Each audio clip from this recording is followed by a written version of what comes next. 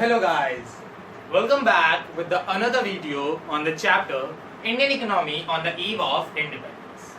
आज हम लोग बात करेंगे हमारे जो इंडियन इकोनॉमी हम लोग पढ़ रहे थे कि ब्रिटिशर्स के टाइम पे कैसी थी हमारी इंडियन इकोनॉमी, क्या उसमें चीजें थी, क्या अच्छाई थी और क्या बुराइयां थी। तो आज हम लोग बात करेंगे हमारे सेकेंड कंपोनेंट के ऊपर जो हमारे कॉलोनियल एक्सप्लॉयटेशन का सबसे इंपॉर्टेंट एक पार्ट था, यानी कि जो ब्रिटिशर्स ने हमारी इंडिया की इकोनॉमी को एक्सप्लॉइट किया था तो उनने कुछ सेक्टर्स थे जिनको ध्यान में रखा था, agriculture sector, industrial sector and international trade. इन तीन चीजों को ब्रिटिश ने पूरी तरह से एक्सप्लॉइट कर दिया था, जिसमें एग्रीकल्चर सेक्टर वो हम लोग अपनी लास्ट क्लास में डिस्कस कर चुके हैं, पहले ही उसको समझ चुके हैं।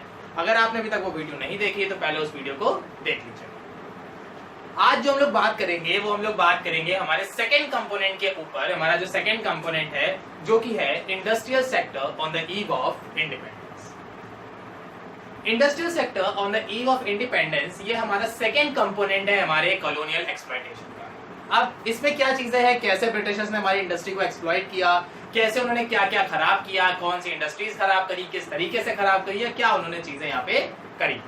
सबसे पहले जो हमारा इंडस्ट्रियल सेक्टर था, उस इंडस्ट्रियल सेक्टर को हमने दो कैटेगरी में डिवाइड किया। मतलब इंडस्ट्रियल सेक्टर की पोजीशन जानने के लिए या उसकी जो भी कंडीशंस थी उसको समझने के लिए हमने उसको दो कैटेगरी में यहाँ पे डिवाइड किया। सबसे पहले हमारी आती है सिस्टमैटिक डी इंडस्ट्रियलाइजेशन। सबसे पहली चीज यहाँ पे क्या है, systematic deindustrialisation. Systematic deindustrialisation का मतलब होता है कि जब हम अपनी कंट्री की इंडस्ट्रियल पोजीशन के बारे में बताते हैं कि उस टाइम पे हमारी इंडस्ट्रियल पोजीशन कैसी थी, ठीक है। तो it is a situation when we describe about the industrial position of an industrial position in an economy, कि हमारी इंडस्ट्री की क्या पोजीशन है हमारी इकोनॉमी में। सेकेंड जो हमारा पॉइंट है वो है डिके ऑफ हैंडीक्राफ्ट, मतलब सिस्टमैटिक डी इंडस्ट्रियलाइजेशन। इसमें हमारी नेक्स्ट आता है bleak growth of modern industries. पहला पॉइंट हमारा क्या है, सिस्टमैटिक डी इंडस्ट्रियलाइजेशन, और दूसरा है हमारा bleak growth of modern industries. यानी यहाँ पे क्या हुआ था, हमने अपनी पूरी इंडस्ट्रियलाइजेशन को दो कैटेगरी में डिवाइड किया। पहली जिसमें हमने ये बताया कि किस तरह से हमारी जो ट्रेडिशनल इंडस्ट्रीज हैं, हैंडीक्राफ्ट इंडस्ट्रीज हैं, वो किस तरह से पीछे कम होती जा रही थी या खत्म होती जाती रही थी, और किस तरह से हमारी जो मॉडर्न इंडस्ट्रीज थी, मशीन इंडस्ट्रीज थी, वो बहुत स्लोली ग्रोथ कर रही थी। तो दो चीजें यहाँ पे हैं, पहला है सिस्टमैटिक डी इंडस्ट्रियलाइजेशन यानी कि डिके ऑफ हैंडीक्राफ्ट इंडस्ट्रीज, और दूसरा है हमारा bleak growth of modern industries. ठीक, सबसे पहले हम लोग बात करेंगे हमारे फर्स्ट कॉन्सेप्ट के ऊपर जो कि है मेरा decay of handicraft. Decay of handicraft का मतलब क्या हो गया, डिके मतलब होता है खत्म हो जाना, डिस्ट्रॉय हो जाना, मतलब एकदम डिसअपेयर हो जाना, गायब हो जाना। हैंडीक्राफ्ट का मतलब होता है जो चीजें हम लोग हाथ से बनाते हैं, जो भी गुड्स, जो भी चीजें हम लोग हाथ से बना रहे हैं उनको बोलते हैं हैंडीक्राफ्ट। तो at the time of independence, at the time of 19th century, हमारी इंडियन इकोनॉमी में सबसे ज्यादा जो इंडस्ट्री काम होता था वो हैंडमेड चीजें पे होता था। Handmade carpet, handmade garments, handmade goods, handmade सारी चीजें जितनी भी थी वो सारी हमारे यहाँ हैंडमेड थी। और जो इंडिया था वो हमारा नेट एक्सपोर्टर था finish good of the handicraft goods, यानी कि वो हैंडीक्राफ्ट गुड्स का एक्सपोर्टर था, और बाकी जितनी भी कंट्रीज थी वो इंडिया से ही हैंडीक्राफ्ट प्रोडक्ट मंगवाती थी क्योंकि वो गुड्स बहुत ज्यादा अच्छे थे। तो ब्रिटिशर्स ने सबसे पहले प्लान क्या किया कि भैया जो हैंडीक्राफ्ट इंडस्ट्री है इसको खत्म करो, क्योंकि इंडिया की जो इंडस्ट्री है वो बेसिकली बेस किस पे कर रही है, हैंडीक्राफ्ट पे। और अगर हम हैंडीक्राफ्ट ही खत्म कर देंगे, लोगों का वो हैंडीक्राफ्ट जो बिजनेस है वही बंद करा देंगे, तो इंडस्ट्रियल सेक्टर खत्म। तो सबसे पहला ब्रिटिशर्स ने ध्यान किस चीज पे दिया कि इनकी जो हैंडीक्राफ्ट इंडस्ट्रीज है इसको पूरी तरह से डिस्ट्रॉय किया जाए। अब इसके लिए उन्होंने क्या क्या किया डिके ऑफ हैंडीक्राफ्ट के लिए, सबसे पहला discriminatory tariff policy of the state.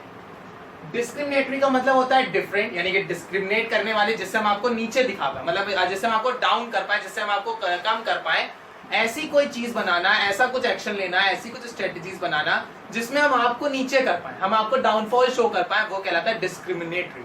Discriminate करना, आपको नीचा दिखाना, आपको डाउनफॉल करना, ठीक है, या आपकी जो गुडविल बनी हुई उसको कम करना, वो डिस्क्रिमिनेट कहलाता है। टैरिफ पॉलिसी का मतलब हो गया हमारे इंटरेस्ट के साथ, टैक्स रेट के साथ।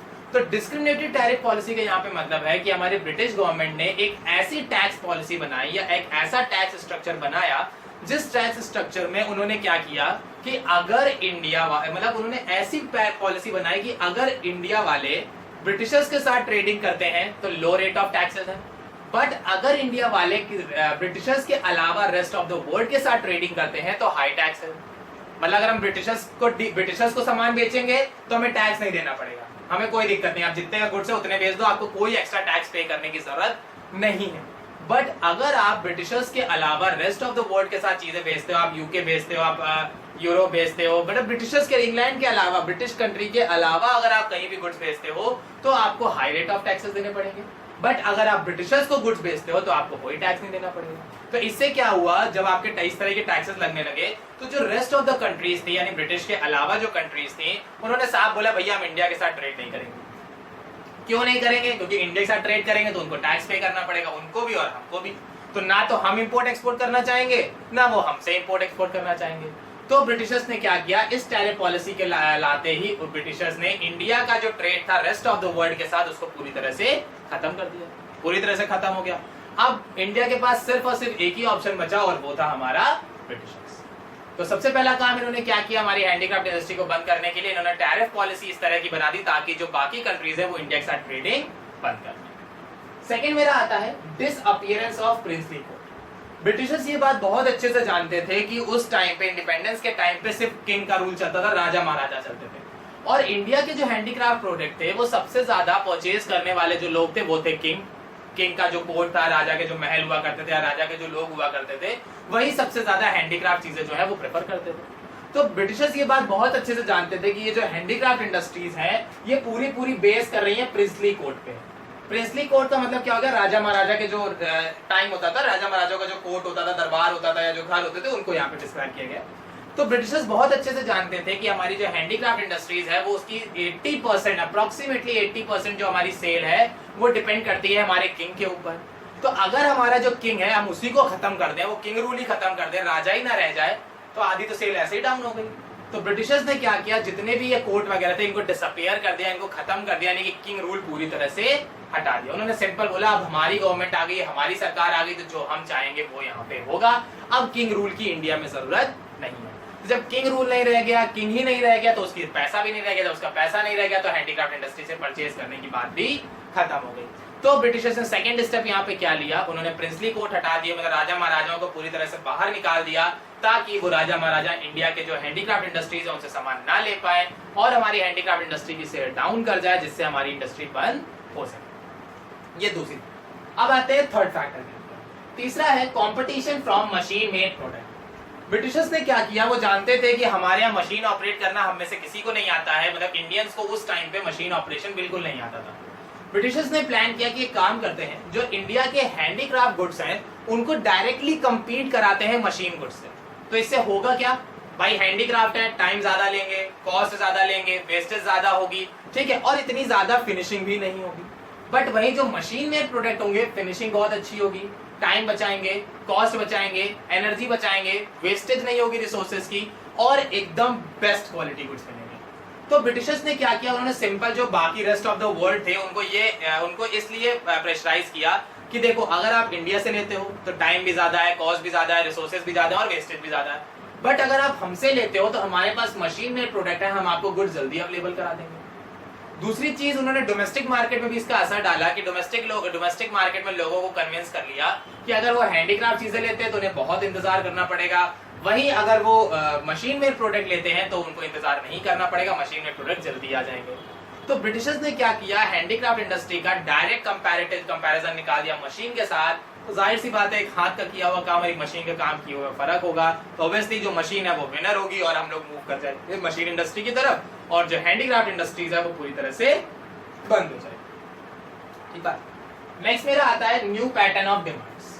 न्यू पैटर्न ऑफ डिमांड्स में क्या हुआ, ब्रिटिशर्स ने क्या किया, क्योंकि उनके पास मशीन्स थी तो उन्होंने नए नए पैटर्न डिजाइन करना शुरू किया, क्योंकि मशीन है उनमें तो उन्हें डिजाइन बना देनी है, प्रिंट मतलब उसको अप्लाई कर देना है और वो मशीन उसी हिसाब से आपको डिजाइनिंग करके दे देगी, हाथ तो यूज करने नहीं है। इंडिया वालों के साथ क्या था, उन्हें जो भी डिजाइन बनानी है, जो कुछ भी करना है वो हाथों से करना है। तो जब वो चीज हैंडमेड होगी तो थोड़ा सा तो भाई हाथ है, थोड़े ऊपर नीचे होंगे और डिजाइन में भी थोड़ा सा फर्क आएगा ही आएगा। बट ब्रिटिशर्स के पास मशीन थी तो वो नए नए पैटर्न्स, नई डिजाइन, नई इनोवेटिव कुछ आइडियाज, नई क्रिएटिविटी बहुत जल्दी जल्दी ला रहे थे मार्केट में, जिसकी वजह से लोगों का जो ध्यान था वो हैंडीक्राफ्ट इंडस्ट्री से शिफ्ट होकर मशीन इंडस्ट्री की तरफ जा रहा था, क्योंकि वहां पे हमें कुछ नए डिजाइन, कुछ नए पैटर्न, कोई नई टेक्नोलॉजी, कोई नई चीजें देखने को मिल रही। नेक्स्ट मेरा आता है introduction of railway in India. इसके बाद ब्रिटिशर्स ने क्या किया, ब्रिटिशर्स ने रेलवे इंट्रोड्यूस करी इंडिया में, जिससे उन्होंने ये काम करके दिखाया कि हमारे जो इंडिया है वहां पे समान एक बहुत बड़ा था इंडिया। अगर हम लोग एरिया की बात करें तो इंडिया बहुत बड़ी कंट्री थी, तो ब्रिटिशर्स को अपने गुड्स को एक जगह से दूसरी जगह लाने ले जाने में काफी ज्यादा प्रॉब्लम हो रही थी, जिस वजह से उनके गुड्स की अवेलेबिलिटी नहीं मेंटेन हो पा रही थी और सेल इतनी ज्यादा नहीं हो पा रही थी। इसके लिए ब्रिटिशर्स ने क्या किया, रेलवे इंट्रोड्यूस करी ताकि वो अपने जो गुड्स हैं उनको बहुत जल्दी मार्केट में ला सकें, और मार्केट में लाते ही वो आसानी से उसकी ट्रेडिंग कर सकें, और ट्रेडिंग करते ही वो उनको बहुत ज्यादा एक्सपोर्ट या इंपोर्ट भी कर सकें या बहुत ज्यादा लोगों तक मार्केट में पहुंचा सकें, जिससे उनके प्रोडक्ट की सेल इंक्रीज हो और हमारे डोमेस्टिक मार्केट में जो हमारी हैंडीक्राफ्ट इंडस्ट्री की सेल है वो थोड़ी सी कम हो जाए। तो यहाँ पे ब्रिटिशर्स ने क्या किया, रेलवे इंट्रोड्यूस करी, जिससे उनके गुड्स की जो अवेलेबिलिटी है वो मार्केट में इंक्रीज हो जाए। जो रॉ मटेरियल परचेस लाना ले जाना था, फिनिश गुड लाना ले जाना था, या जो कन्वेंस की प्रॉब्लम थी, ट्रांसपोर्टेशन की जो प्रॉब्लम थी, उसको पूरी तरह से खत्म कर दिया, जिससे हमारी जो ब्रिटिश इंडस्ट्रीज है वो और ज्यादा ग्रो करने लगी, और उनके ग्रोथ की वजह से हमारी जो हैंडीक्राफ्ट इंडस्ट्री थी वो पूरी तरह से खत्म होने लगी। तो ये था हमारा यहाँ पे industrial sector on the eve of independence, यानी हमारा इंडस्ट्रियल सेक्टर उस टाइम पे कैसा था। तो पहले पॉइंट हमने यहाँ पे सिस्टमैटिक डी इंडस्ट्रियलाइजेशन पढ़ लिया। अब बात करते हैं bleak growth of modern industry. Bleak का मतलब होता है स्लो ग्रोथ, आप लोग को पता ही होगा। तो slow growth of the industries, यानी कि यहाँ पे क्या हो रहा है कि हमारी जो इंडस्ट्रीज है उनकी ग्रोथ बहुत स्लो हो गई थी। क्यों स्लो हो गई थी, इसके बहुत सारे रीजन है। पहली चीज, ब्रिटिशर्स ने हमारी जो हैंडीक्राफ्ट इंडस्ट्रीज है वो डिस्ट्रॉय कर दी थी। हैंडीक्राफ्ट इंडस्ट्री डिस्ट्रॉय करने से क्या हो गया कि हमारे यहाँ बहुत सारे लोग जो थे वो अनएम्प्लॉयड हो गए और उनके सोर्स ऑफ इनकम जो थे वो खत्म हो गए, जिस वजह से अब उनके पास पैसा नहीं था और वो इंडस्ट्रीज नहीं लगा सकते। सेकेंड फैक्टर यहाँ पे क्या आया कि उस टाइम पे जो लोग थे उनको मशीनरी ऑपरेट करना या मशीनरी रन कराना नहीं आता था। जब उन्हें मशीनरी रन कराना नहीं आता था, वो मशीन ऑपरेट नहीं कर सकते थे, तो वो नई मशीनरी ला के भी नहीं लगा सकते थे और इंडस्ट्री नहीं सेटअप कर सकते थे। तीसरा, ब्रिटिशर्स ने इंडिया की जो वेल्थ थी वो पूरी तरह से ड्रेन कर दी थी, यानी पूरी तरह से डिस्ट्रॉय कर दी थी।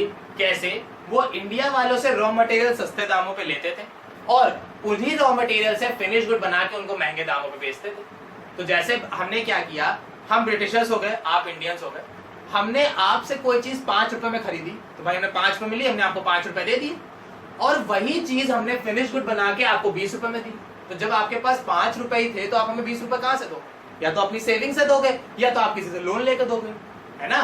तो ब्रिटिशर्स ने क्या किया, रॉ मटेरियल सस्ते दामों पे लेके और फिनिश गुड महंगे दामों पे बेच के इंडिया की जो वेल्थ थी वो पूरी तरह से खत्म कर दी थी, ड्रेन कर दी थी, जिसकी वजह से अब इंडिया के पास किसी भी तरह का कोई भी फाइनेंशियल रिसोर्सेज या फाइनेंशियल हेल्प अवेलेबल नहीं थी कि वो किसी भी तरह फाइनेंशियल हेल्प से या फाइनेंशियल रिसोर्सेज से अपनी मशीनरी परचेज कर पाए और मशीनरी परचेज करके आसानी से उसको सेल को इंक्रीज कर पाए या प्रोडक्शन बढ़ा पाए। तो इस वजह से हमारी जो इंडस्ट्रियल ग्रोथ थी वो बहुत ज्यादा स्लो हो गई थी और हमारे जो कंट्री थी उसमें इंडस्ट्रियलाइजेशन बिल्कुल खत्म हो चुका था। इंडस्ट्रियलाइजेशन ना होने की वजह से हमारे सोर्स ऑफ इनकम खत्म हो गए थे, सोर्स ऑफ इनकम ना होने की वजह से हम लोग ब्रिटिशर्स के कंट्रोल में आ गए थे, जिसकी वजह से ब्रिटिशर्स और ज्यादा हम पे रूल करने लगे थे।